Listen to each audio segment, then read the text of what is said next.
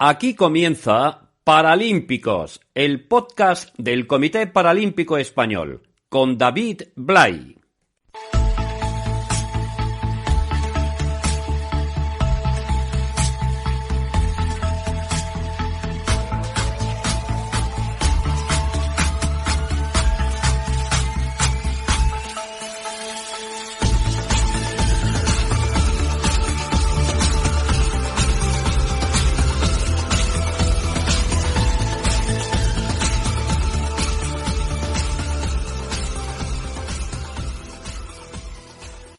Cuando estéis escuchando esto va a quedar menos de un año para que volvamos a disfrutar de unos Juegos Paralímpicos. Si no pasa nada con público, si no pasa nada con todas las libertades de las que no se disfrutaron en Tokio, y si no pasa nada con muchísimos y muchísimas deportistas españoles y españolas teniendo la posibilidad de llegar a cumplir su sueño, a repetirlo o a mejorar el resultado de las últimas veces que compitieron. Por eso, seguramente, cuando casi todo el mundo para durante los meses de julio y agosto, aparecen mundiales, aparecen campeonatos de España, aparecen campeonatos de Europa y casi estamos hablando de una de las etapas con mucha más actividad de toda la temporada. Así que bienvenidos y bienvenidas a este podcast del Comité Paralímpico Español, que cumple su edición número 19 desde su nacimiento y que nos coloca a menos de 365 días de disfrutar del mejor espectáculo del mundo. Tenemos que hablar de muchas cosas que han ocurrido, pero también de muchas otras que ayudan a que precisamente estas circunstancias acaben ocurriendo. Con todo el equipo de comunicación del Comité Paralímpico Español y con la ayuda de las personas vinculadas a este movimiento paralímpico que no para de crecer, comenzamos para todos aquellos y todas aquellas que os siguen de vacaciones o las cogen ahora, cada uno tiene sus tiempos, o las han disfrutado y no se acuerdan y como mínimo se quieren llevar una alegría sabiendo que todo lo que ocurre en este mundo del deporte casi siempre nos está llevando una sonrisa a la cara.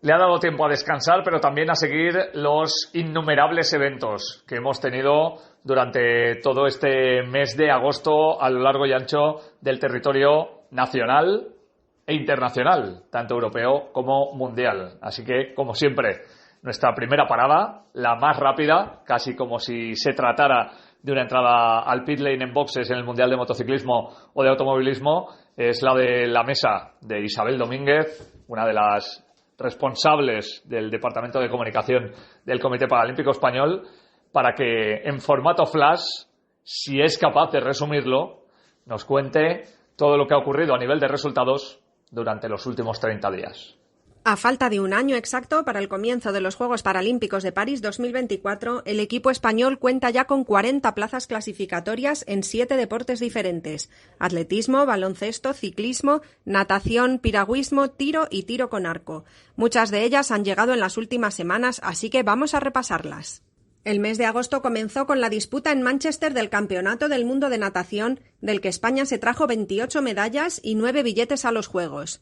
Tasi Dimitriv, Marta Fernández, Íñigo Llopis y Toni Ponce se repartieron los oros individuales. En Rotterdam se celebraron justo después los Campeonatos Europeos Paralímpicos de 10 deportes simultáneos, con presencia de españoles en el podio de todos ellos y un botín final de 33 medallas.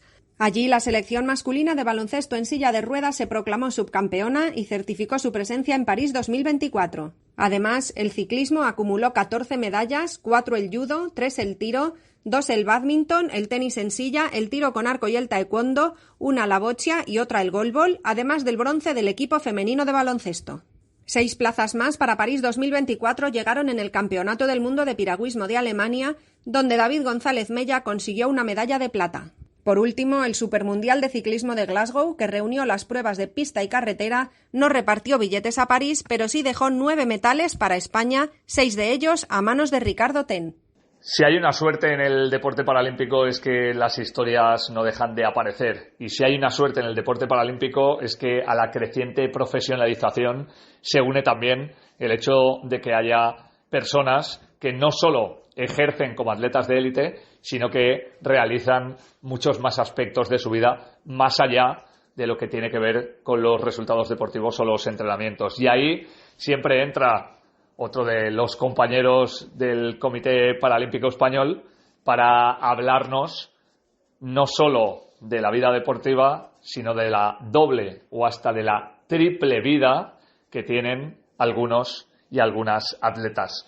Así que ni siquiera en agosto le hemos dejado parar, porque siempre nos trae gente a la que vale la pena escuchar. Israel Íñiguez, ¿con quién estamos este mes? Muy buenas. ¿Qué tal, David? ¿Cómo estás? Muy buenas. Hoy te traigo a la sección habitual de Podcast Paralímpicos a una deportista que lo tiene todo, que ya veréis que es polifacética a más no poder, rinde donde tiene que rendir, que es en la parte deportiva, pero también tiene otros muchos aspectos muy interesantes que hoy vamos a comentar y vamos a conocer con ella. Se trata de Eva Moral. Eva, ¿qué tal? ¿Cómo estás? Hola, muy bien. Encantada de estar aquí. Bienvenida al Podcast Paralímpicos. Bueno, antes de empezar con las múltiples tareas en las que tú te desenvuelves, comencemos por lo principal, por el triatlón, por tu deporte y por la reciente medalla de oro lograda en el Europeo de Madrid. Mi deporte efectivamente es el triatlón paralímpico y bueno, este año era un año especial, complicado, porque vengo de la maternidad y la verdad es que la cita importante que me puse en el calendario fue el Campeonato de Europa, que además era en casa, era en Madrid, donde yo necesitaba ya verme en un alto nivel competitivo y la verdad es que para mí fue muy bonito ganar esa medalla de oro, pues ya te digo, porque estaba rodeado de mi familia y además porque ha sido un punto de inflexión para saber que estoy ahí, que estoy para pelear. Vienes de ser mamá. En el mundo del deporte de élite es muy complejo ver el momento en el que uno puede ser padre, o madre en este caso. Quería preguntarte eso precisamente, cómo uno hace las cábalas para que entre tanta competición, entre tantos momentos cumbres que tiene la carrera de un deportista, le pueda encajar el ser madre y luego además cómo compaginar todo para seguir manteniendo un estado de forma tan brutal como el tuyo, que, bueno, ha desencadenado en esa medalla de oro del europeo. Pues bueno, la verdad es que mi marido es mi entrenador, entonces somos un equipo bastante unido y teníamos las cosas claras, que después de los Juegos de Tokio queríamos ser papás. Ya no somos ningunos niños, entonces tampoco podíamos esperar mucho. Era una ilusión muy grande que teníamos. Y el problema que se nos planteó, el principal, fue que, claro, este periodo paralímpico es más corto, son 3 años en vez de 4. Y bueno, tuvimos suerte que no tardamos mucho en embarazarnos, los plazos se nos dieron bastante bien. De hecho, yo competí estando embarazada, el Campeonato de Europa en Valencia y el Campeonato del Mundo en Abu Dhabi. En el Campeonato de Europa no lo sabía que estaba embarazada. Y luego Campeonato de Europa, sí, o sea, del mundo sí que lo sabía, pero el problema que tenemos nosotros en el triatlón es el ranking. Tenemos que estar bien posicionados en ranking mundial para poder entrar a competir en las siguientes pruebas y, bueno, ahora para poder clasificar para los Juegos. No me quedaba otra que ir a ese Campeonato del Mundo. Creo que, bueno, es el primer inconveniente que me he encontrado a la hora de decidir ser madre, ¿no? El perder el ranking. Y, bueno, pues me ha costado tener que empezar antes de lo que debía de haber empezado a competir. Al poco de dar a luz, a los 2 meses y medio ya estaba compitiendo para ganar puntos, nada más. Pero claro, no es fácil, ¿no? Porque cuando eres competitiva, eres deportista, verte pegándote con tus rivales y no estando en tu mejor estado de forma, pues psicológicamente tampoco es fácil. Y bueno, que las mujeres pasamos por unas etapas de hormonas, sobre todo después del parto, que es muy, muy, muy complicado. Y luego para cuando te reincorporas, obviamente nuestras jornadas no son jornadas laborales con un horario fijo, ya sabes que, bueno, pues prácticamente estamos entrenando todo el día y ahora pues el descanso es menor, hay que seguir cuidando pues la alimentación, todo lo demás. y lo compaginamos pues como buenamente podemos. La verdad es que nos ayudan mucho nuestros padres. Para acabar, iremos con el tema de los Juegos de París, pero antes, como esta sección suele dedicarse más a la parte extradeportiva, quería incidir en un tema importante, ¿no? Que al final tú eres licenciada en Derecho, creo que tienes un máster en Derecho Deportivo. Quería que comentaras a todos los que nos escuchan lo importante que es llegar al deporte de élite, pero además tener una base, una formación de la que sea, a lo que cada uno se quiera dedicar, porque en algún momento esto dice se acabó y uno tiene que reinsertarse en el mundo laboral y creo que es muy importante tener esa formación y estar preparado para lanzarse a un mundo donde lo normal es que casi no tengáis experiencia porque lo habéis dedicado todo al deporte.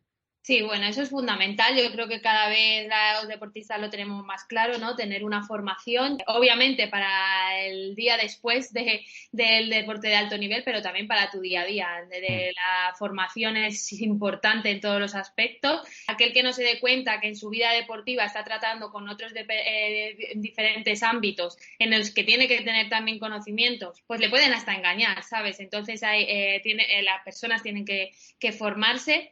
Tener en cuenta que llega un día que se apagan las luces en el sentido de deportivo, que hay sentimientos y emociones que es imposible igualar al deporte, pero que bueno, que tengas una vía de escape, algo que te ilusione y te emocione, ¿no? Para el resto de tu vida, que al final esta es muy corta. ¿Eva volverá al mundo del derecho o ya se vinculará al deporte? Seguramente esté vinculada con el deporte ya de aquí al final de mis días, pero sí que es verdad que yo creo que el derecho está presente en todos los aspectos de la vida, en cualquier trabajo, ¿no? El aspecto legal es muy importante. Entonces, volveré al derecho junto con el deporte, ambas cosas, ambas pasiones unidas. Eres una de las caras visibles, ¿no? Del deporte paralímpico. Eres embajadora de Iberdrola, también de Sanitas, de unos cuantos patrocinadores del deporte paralímpico español, del Comité Paralímpico Español. Yo quería preguntarte cómo se siente uno ante la cada vez más visibilidad que se os da a los deportistas paralímpicos y al deporte paralímpico en general. Es fundamental, para nosotros es fundamental la visibilidad, igual que hablamos muchas veces de la visibilidad en el deporte femenino, para que la gente pues tenga referentes. Es muy importante que los niños, bueno, pues niños y niñas con discapacidad pues vean una vía de escape, unos referentes, unos deportistas con discapacidad también que existimos y muchas veces pues obviamente no se da la visibilidad que se debe a este deporte. El papel que desempeñan los patrocinadores, además con el nuevo forma de patrocinar, ¿no? Porque ahora ya muchas veces lo hemos hablado que ya de nada sirve poner el logo en la camiseta porque eso ya todo el mundo sabe quién es Sanitas, todo el mundo sabe quién es Iberdrola, Toyota, pero utilizar nuestras historias sirve como ya no solo como responsabilidad social corporativa, sino como llegar y emocionar a aquellos que forman parte de esa empresa, a los empleados. Nos hacen formar parte de ellos, ¿no? Muchas veces cuando vamos a las oficinas o a dar charlas, pues nos damos cuenta que crean vínculo, crean empresa y eso es muy bonito, la verdad. Yo tengo la sensación de que era anteayer cuando estaba contigo en Tokio y ganabas la medalla de bronce y estamos a tan solo un año de París. No sé si da un poco de vértigo. Sí, sí que lo da. De hecho, este fin de semana está siendo el TS20 y es muy cerca, todo sigue igual, podrá haber público, podrán estar mis padres, que es lo que más pena me dio de Tokio, y sobre todo que estará mi niña viéndome cómo entro en meta, lo doy todo. Si es con una medalla, mejor que mejor, para eso estamos trabajando, no para ganar la de bronce, sino para mejorarlo. Y al final, yo el mensaje que quiero con esto, sobre todo ahora que todo lo que hago, obviamente, es por ella, es que vea que hay que esforzarse, que las cosas se consiguen trabajando muy duro. La política de esfuerzo que ahora no existe entre los más pequeños, ¿no? Ella es muy chiquitita, todavía no se va a dar cuenta, pero supongo que de mayor, cuando yo se lo cuente, lo sabrá valorar. Lo que está claro es que tiene un gran ejemplo en su madre y estará súper orgullosa. Y yo me alegraré mucho, y lo sabes, de que nos veamos en París y ojalá con otra medalla colgada al cuello. Eva, que ha sido un placer tenerte en el podcast Paralímpicos, que sigas trabajando muy duro, que seguro tendrás tu recompensa en apenas un añito, ¿de acuerdo? Muchas gracias. Un abrazo. Uno de los grandes problemas con los que se ha enfrentado el deporte paralímpico tiene que ver con el miedo absolutamente comprensible de los padres y de las madres para que sus hijos o sus hijas con discapacidad acaben pudiendo dedicarse al deporte. Porque si bien es cierto que los parámetros siempre indican que la práctica deportiva es algo beneficioso para los niños y las niñas, también es verdad que hasta que no son capaces de controlar su cuerpo ante la discapacidad, en numerosas ocasiones acaban frustrándose más que disfrutando de la práctica deportiva. Y eso, en España, pero también en cualquier otro país del mundo, acaba lastrando también la posibilidad de contar con cantera, con categorías de formación que sean capaces de proveer de futuros y futuras atletas al Comité Paralímpico Español.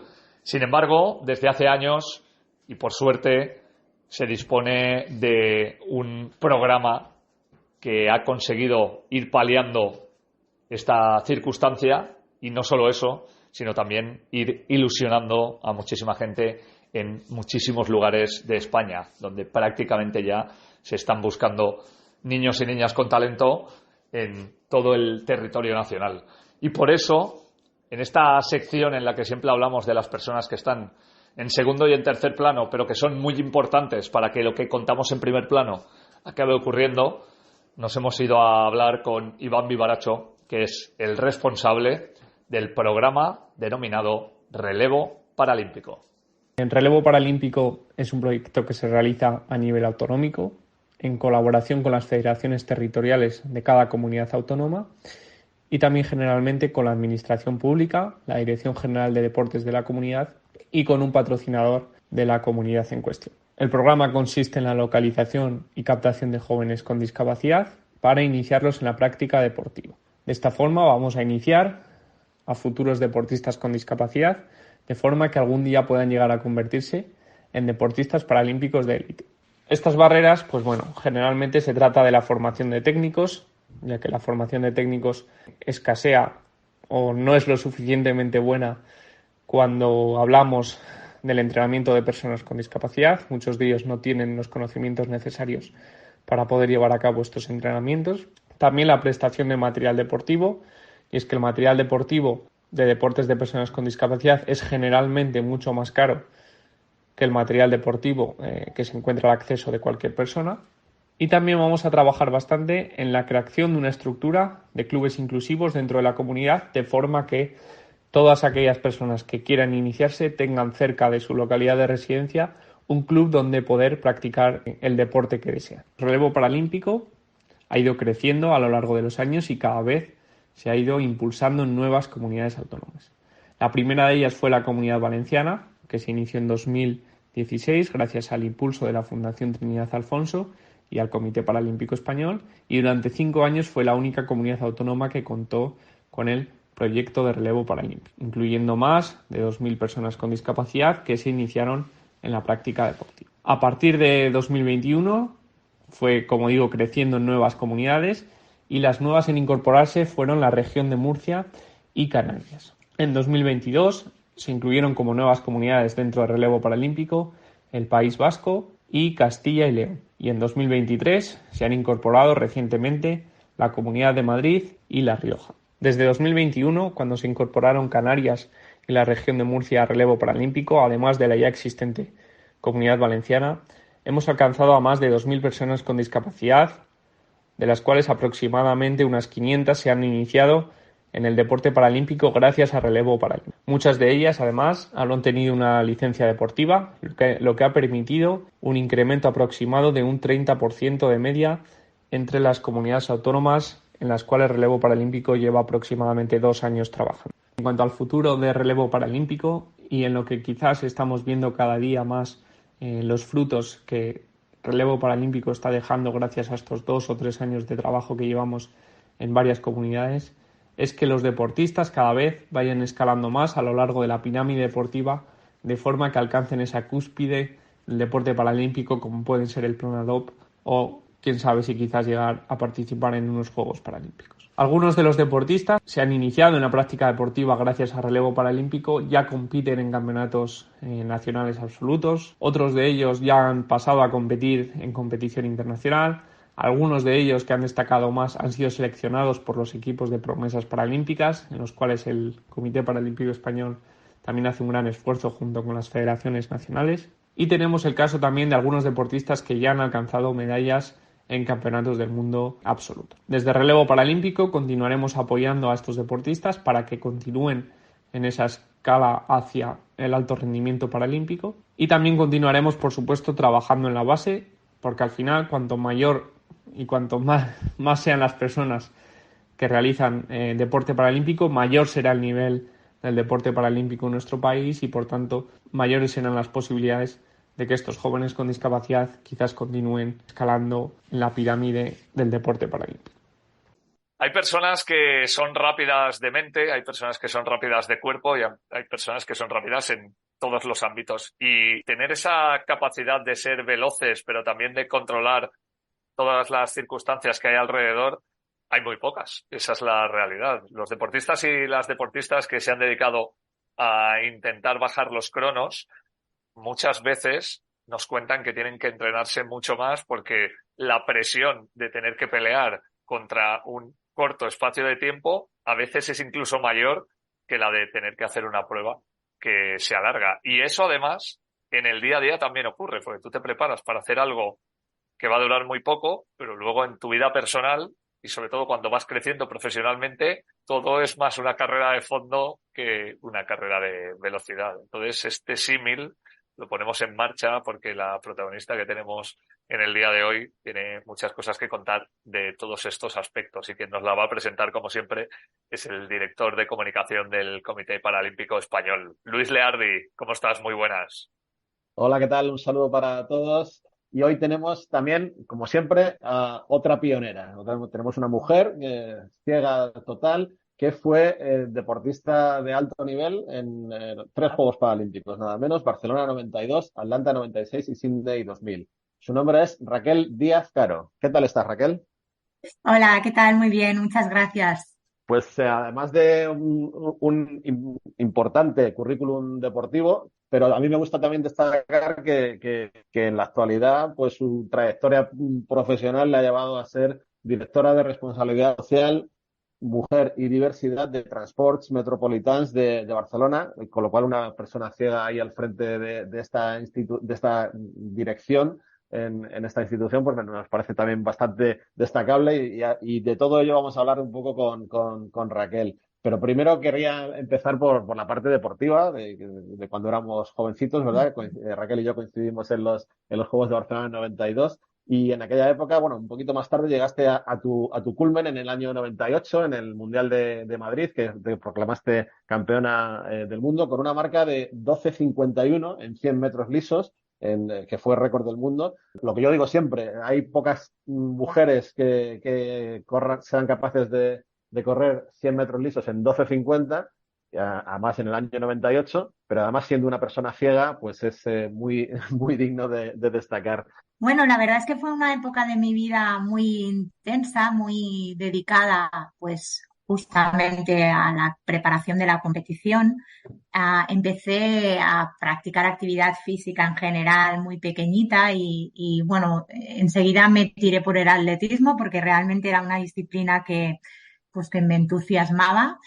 Y bueno, me dediqué a la velocidad básicamente pues por mis condiciones físicas, ¿no? Y porque era, bueno, pues pruebas que realmente me atraían mucho y efectivamente, pues bueno, pues para obtener buenos resultados uno tiene que dedicarse constantemente y concienzudamente a obtener buenos resultados, efectivamente. Tú eres de Barcelona y me imagino que vivir siendo jovencita, como decíamos antes, y vivir en primera persona unos Juegos Paralímpicos en tu ciudad, pues debe ser un sueño, ¿no?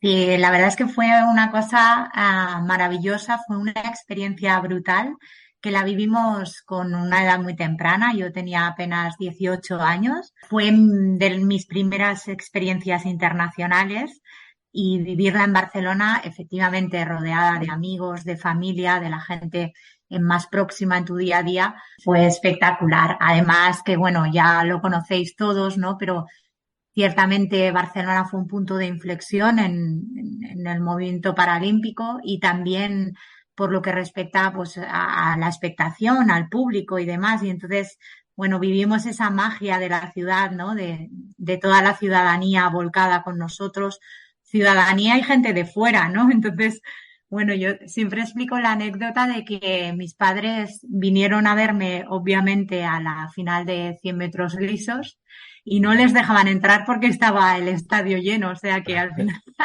tenían ahí que decir, ostras, es que una de las atletas es mi hija, ¿no?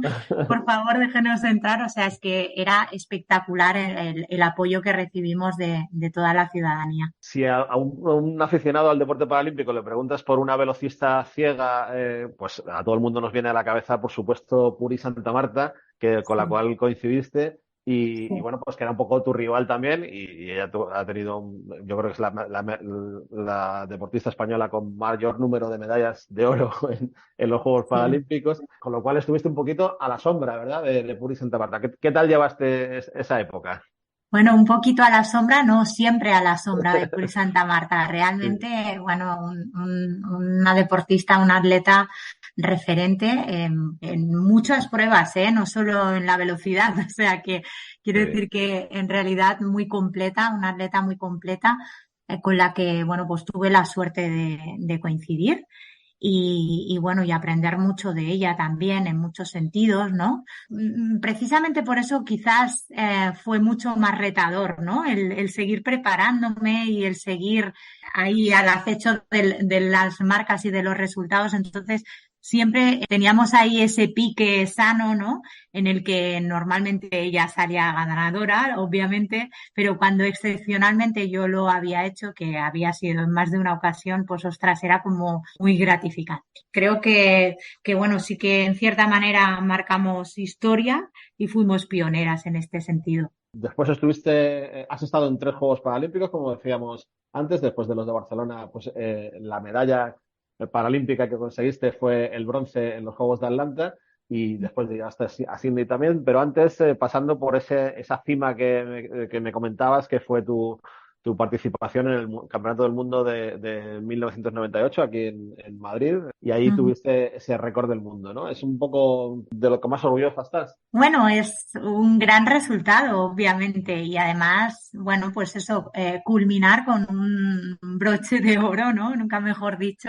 Una carrera pues dura, ¿no? Dura en el sentido de contrincantes duros, como estábamos comentando anteriormente, y dura por lo que suponía pues tenerte que dedicar en unas condiciones pues que, bueno, no son las que tienen los deportistas hoy en día, ¿no? Para mí fue un gran resultado. De hecho, el 98, para mí, 1998 es un año muy importante en mi trayectoria vital. No solo por el resultado deportivo, sino porque, bueno, además me licencié en Derecho y bueno, lo recuerdo como una época muy, muy bonita de mi vida, sí. ¿Y cuándo sientes que llega el momento de retirarse del atletismo de alto nivel? Pues mira, empecé a tener lesiones, molestias físicamente y también desde el punto de vista psicológico, bueno, empecé a notar un poco el agotamiento ya después de Sydney, y decidí dejarlo porque pues entendía que en la competición ya no me gratificaba todo lo que yo consideraba. Entonces, pues decidí dejarlo. La actividad física, el deporte, no lo he dejado jamás, pues porque al final es una forma de vida. Entonces, bueno, pues después de Sydney decidí colgar las zapatillas, como se dice vulgarmente. No, claro, y además eso, lo que tú dices, las prioridades de la vida, pues también tienes que irlas poniendo, ¿verdad? Y ahí se abrió pues el tránsito a la vida laboral, ¿verdad? Que ha llegado. Eso es. Que inició una trayectoria profesional, pues que me parece bastante interesante también, y que antes lo comentábamos, y que nos gustaría que nos contara. No pasó mucho tiempo, desde que dejé el atletismo así más de competición, el alto rendimiento, hasta que me incorporé en TMB, en Transports Metropolitans de Barcelona. Por lo tanto, llevo una trayectoria bastante extensa, bastante larga en esta empresa. Y actualmente, pues bueno, estoy desarrollando las funciones de dirección de responsabilidad social, mujer y diversidad. Son temas que me encantan, que me apasionan y que creo que, bueno, si tiene sentido desarrollarlos en cualquier organización, pues en una como la nuestra, que pues, tiene un carácter eminentemente masculino, ¿no? Todo el sector del transporte público y la movilidad, pues tradicionalmente ha estado ocupado por los hombres, se me presenta como muy retador, ¿no? Entonces, como, bueno, yo soy mujer de retos desde que fui atleta ya lo era, ¿no? Pues ahora desde el punto de vista profesional, de alguna manera también esos valores han quedado impregnados en mi día a día. ¿Te ha servido la experiencia deportiva en el mundo profesional? Totalmente, totalmente, ¿no? Yo creo que al final cualquier persona que se haya dedicado a la competición se lleva consigo el hecho de tener que luchar y el hecho de tenerte que planificar y trabajar por un objetivo. Eso es muy importante después en la carrera profesional, ¿no? Y aprender sobre todo que no siempre se gana, que de hecho la mayoría de veces se pierde, ¿no? Es muy interesante y yo creo que te aporta herramientas, te aporta un carácter especial. Y así desde una perspectiva más externa, aunque estás muy metida en el mundo paralímpico, sigues metida, pero ¿cómo ves el deporte paralímpico hoy en día? Desde una perspectiva, como te digo, más externa. Ostras, pues me parece que hay pruebas, sobre todo, que han evolucionado de una manera escandalosa. O sea, hay marcas espectaculares, muy competitivas, nunca mejor dicho, y muy al nivel bueno, pues del atletismo estándar, vamos a decir, ¿no? Yo creo que hay un nivel de dedicación importantísimo hoy en día, también se lo pueden permitir los deportistas, afortunadamente. Yo creo que hay un nivel de igualdad bastante interesante en relación a los deportistas que no tienen ninguna discapacidad y seguro que hay muchos puntos de mejora hoy en día, pero no tienen nada que ver a cuando nosotros entrenábamos, que era absolutamente voluntarista. Nos costaba bastante, ¿no? El poder mantener ahí la tensión, la pasión y los resultados, la verdad.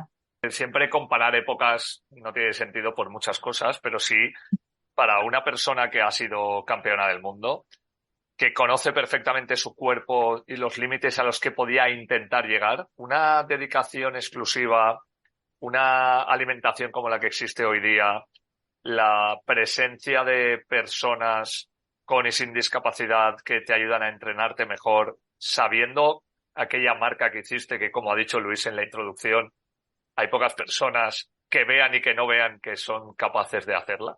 ¿Crees que esa marca incluso hubiera sido mejor si la trasladamos a una circunstancia como la que se vive actualmente? Por supuestísimo, estoy convencida, estoy convencida. Piensa que en mi caso particular, igual que muchos de mis compañeros y compañeras, pues bueno, teníamos que compatibilizar los entrenos 7 días a la semana, ¿vale?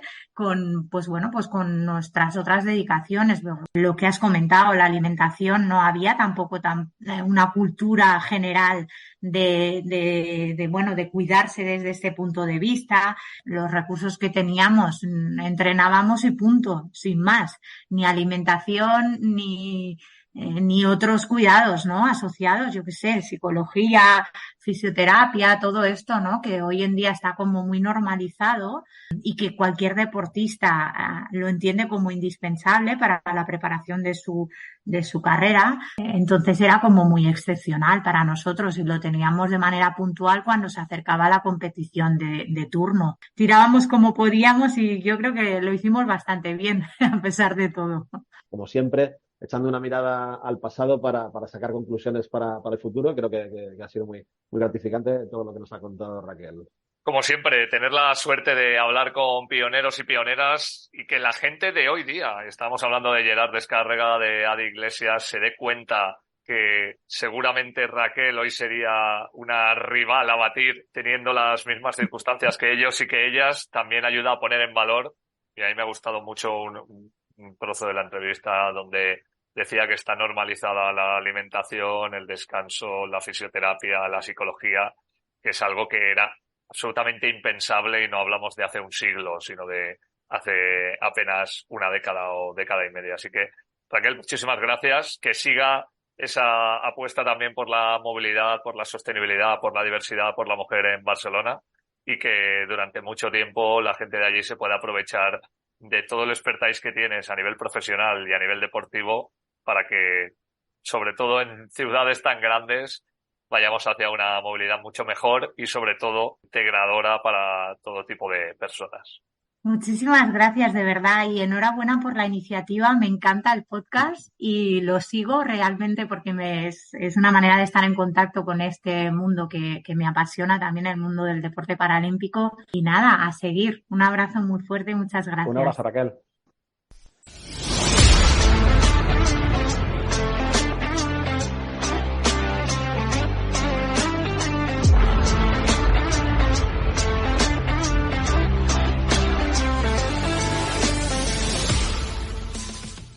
En menos de un año, muchas de las personas que escuchan este podcast podrían estar de viaje en París, algo que en algún agosto de alguna vida podría ser totalmente normal. Pero estamos hablando de que los Juegos Paralímpicos están a menos de 365 días. Ya hay muchísimos deportistas y equipos, como hemos escuchado a lo largo de este podcast, que se han clasificado directamente para esa cita en Francia y estamos todos y todas pendientes ya de lo que vaya a ocurrir en los próximos 365 días.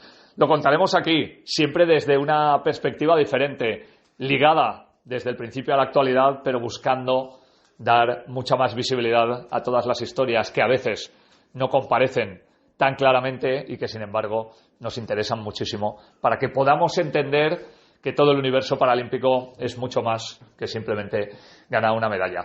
A todas las personas que, como siempre, nos siguen, muchísimas gracias. Esperamos que hayáis disfrutado de las vacaciones. En algún caso, quizá incluso alguno de vosotros o de vosotras todavía os queden unos días de asueto. Y ya entramos en la recta final de una de las cosas que más nos apasionan del mundo, que es vivir el año decisivo para volver a disfrutar, como cantaba el Canto del Loco, de unos Juegos Paralímpicos.